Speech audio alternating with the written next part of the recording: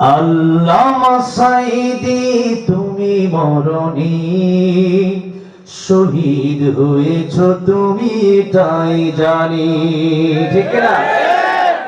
আল্লামা সাঈদী তুমি মরণী, শহীদ হয়েছ তুমি এটাই জানি। কারাগারে কাটালে 13টি বছর, বাতিল কেঁপেছে তোমায় দেখে থর থর, ঠিক না? তুমি যে ছিলে মোদের নয়ন মনি, শহীদ হয়েছ তুমি এটাই জানি। আল্লামা সাঈদী তুমি মরণী, শহীদ হয়েছ তুমি এটাই জানি। শহীদ হয়েছ তুমি এটাই জানি। দেখা তো হবে না আর এই জীবনে, দেখা হবে জান্নাতে ফুল বাগানে। দেখা তো হবে না আর এই জীবনে, দেখা হবে জান্নাতে ফুল বাগানে।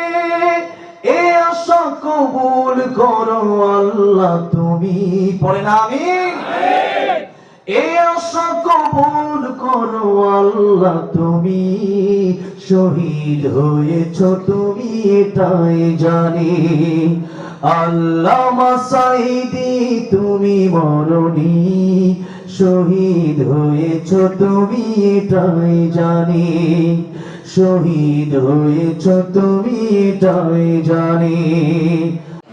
এই যে সুন্দর স্টেজগুলো, এগুলোর অবদান হচ্ছে আল্লামা সাঈদী। এই স্টেজগুলো রেখে গেছেন আজকে আল্লামা সাঈদী রহমাতুল্লাহ আলাইহি। হ্যাঁ, আপনি বলতে দেন নাই কখন? কোনটা কোনটা এই আল্লামা সাঈদীর গজল বলতে দেয় নাই? হ্যাঁ, আমারে বলছে, অনেক এমপি মন্ত্রীরাই আমারে বলছে যে এটা কি জন্য লেখছো, এগুলো গাওয়া যাবে না। আমি বলছি আপনারা জেনে নিলে আমার আরো ভালো হইব। যা আলেমরা জেলে গেলে দাম বাড়ে না কমে? আলেমরা যত জেলে যাবে তত দাম বাড়বে। যারা নেতা হয়েছে, যারা সবটাই নেতারা জেল খাইতে নেতা হয়েছে, যেরকম ঠিক না ঠিক। ভালো কাজ করে যদি জেলে যাওয়া হয়, ওটার দাম বাড়ে। আল্লামা সাঈদী রহমাতুল্লাহ 13টা বছর কারাগারে কাটালেন। কি চুরি করে না, খুন করে না, রাহাজানি করে না, তাহলে কি করে? আল্লাহর কোরআনের কথা বলার জন্য 13 বছর কারাগারে কাটায় দিয়েছেন। জানেন কোন হাসিনার কাছে মাথা মতো করে না।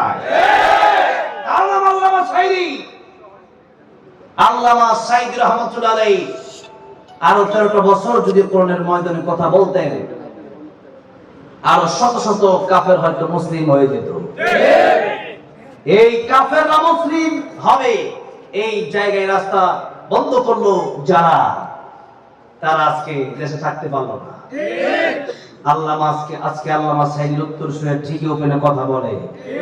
আজকে আল্লামা সাঈদীর উত্তর শুনে ঠিকই ওপেনে ঘুরে বেড়ায়। কার শক্তি নেই আল্লামা সাঈদীর উত্তর শুনে তাদেরকে খতম করা, ঠিক কিনা বলে? আমরা আল্লামা সাঈদীকে ভালোবাসি এই জন্য যে আমাদের ভালোবাসা হয় মান আহাব্বা লিল্লাহ ওয়া আবগাদা লিল্লাহ ওয়া আতা লিল্লাহ ওয়া মানা লিল্লাহ ফাকাদ ইসতাকমালাল ঈমান। ভালোবাসবো আল্লাহর জন্য, ঘৃণাও করব কার জন্য? সবই আল্লাহর জন্য হবে। আমার ইমানদার যা করবে সবই হবে আল্লাহর জন্য। সবই কার জন্য হবে? আল্লাহর জন্য হবে। তিনি আল্লাহর জন্য কথা বলেছেন, আল্লাহর পক্ষে কথা বলেছেন। সুতরাং আল্লাহর পক্ষে কথা বলে যারা কষ্ট করেছেন, তারা আমার নবীর সুন্নাত আদায় করেছেন। আমার নবী জেল খেটেছেন কি খাটেন নাই? খাটছে। আমরাও কোরআনের কথা বলতে গিয়ে জেল খাটতে রাজি আছি না নাই? বলে ইনশাআল্লাহ। বলবো? কষ্ট হচ্ছে না তো?